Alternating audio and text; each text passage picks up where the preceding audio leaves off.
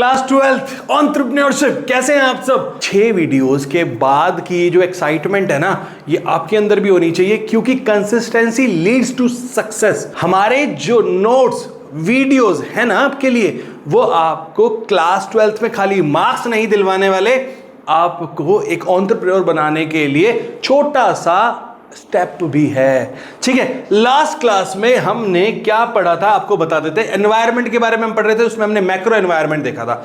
आज की जो क्लास है ना हमारी, ये डेडिकेटेड है प्रॉब्लम पे। प्रॉब्लम आइडेंटिफिकेशन, उसके ऑब्जेक्टिव, आइडिया कैसे जनरेट होता है, आइडिया की कौन कौन सी फील्ड्स हैं, कैसे एग्जिस्टिंग मार्केट में काम किया जा सकता है, विद एग्जिस्टिंग प्रोडक्ट किया जा सकता है, नेचुरल रिसोर्स कैसे हेल्पफुल करेंगे। तो वीडियो बहुत अच्छी होने वाली है। चलिए स्टार्ट करते हैं एज यूजुअल, ज्यादा टाइम न लेते हुए सीधा प्रॉब्लम आइडेंटिफिकेशन से।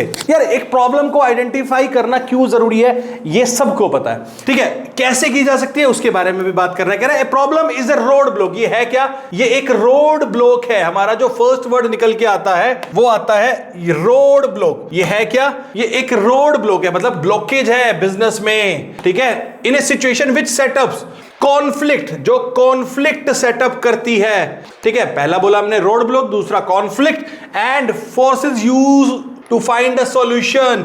उसके साथ साथ आइडेंटिफिकेशन से हमें सॉल्यूशन भी तो निकालना है, to find the solution of problem. Problem पता लगने से कुछ नहीं होगा, उसके सॉल्यूशन पे भी हमें काम करना पड़ेगा। One identifies the road block. अगर कोई बंदा या कोई एंटरप्रेन्योर इस रोड ब्लॉक को आइडेंटिफाई कर लेता है, ठीक है, उसे ही बोलते हैं प्रॉब्लम आइडेंटिफिकेशन। ठीक है, the identification of problem is problem identification. Basically the entrepreneur finds this road block, उसे ही हम क्या बोल रहे हैं, प्रॉब्लम आइडेंटिफिकेशन। ऑब्जेक्टिव क्या है, कह रहा है it should clearly state the problem.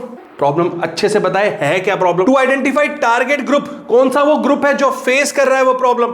ठीक है, और उसके बाद acceptability, market acceptability of the solution of the problem. हम सॉल्यूशन तो लेके आ गए, पर मार्केट ने उसको एक्सेप्ट ही नहीं किया। याद करो वो मैगी, मेरी मैगी, हाँ, जब चली गई थी मार्केट से, तो जब उसका सॉल्यूशन आया तो वो बन गई मां की मैगी। ठीक है, उसको लोगों ने कितने अच्छे से एक्सेप्ट किया, वो बना market acceptability of the problem.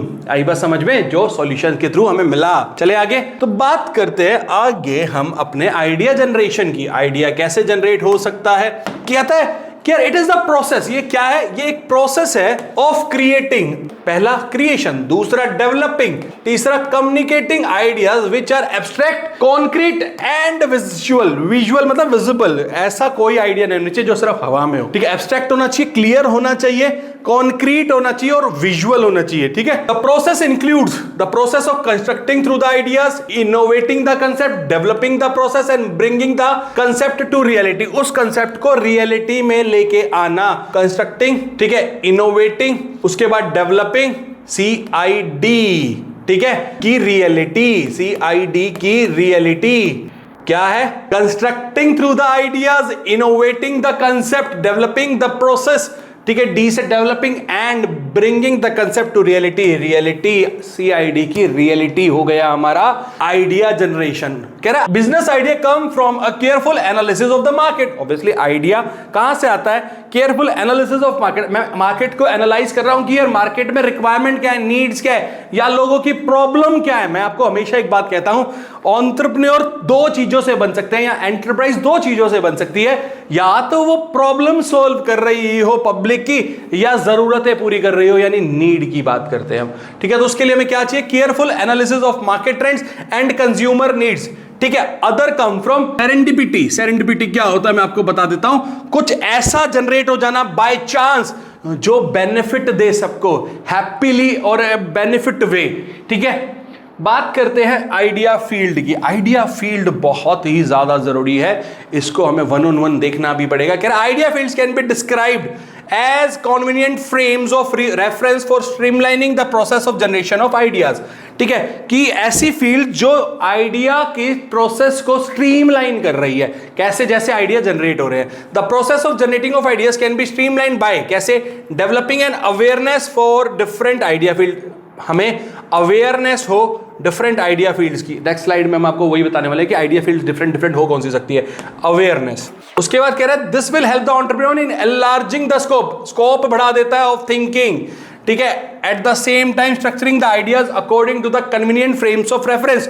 और उसके बाद देखो पहले स्कोप कर एनलार्ज करता है, उसके बाद रीस्ट्रक्चर या स्ट्रक्चर करता है हमारे आइडियाज को अकॉर्डिंग टू कॉन्वीनियंट फ्रेम्स। आई बात समझे, जैसी रिक्वायरमेंट जैसी जरूरत है वैसे आइडिया को स्ट्रक्चर करने की बहुत ज्यादा जरूरत होती है। बात समझ आ रहे हैं? तो बात करते हैं हम आइडिया फील्ड्स होती कौन कौन सी हैं। ठीक है, देखो ये छोटी स्पेलिंग एरर है, इसको सही कर लेना। एक छोटा सा आपके लिए स्पेलिंग एरर यहां पे आया हुआ है, ये फील्ड है, ठीक है, FIELD, different source of idea fields. ठीक है, जिसमें हम सबसे पहले बात करते हैं नेचुरल रिसोर्सेज की।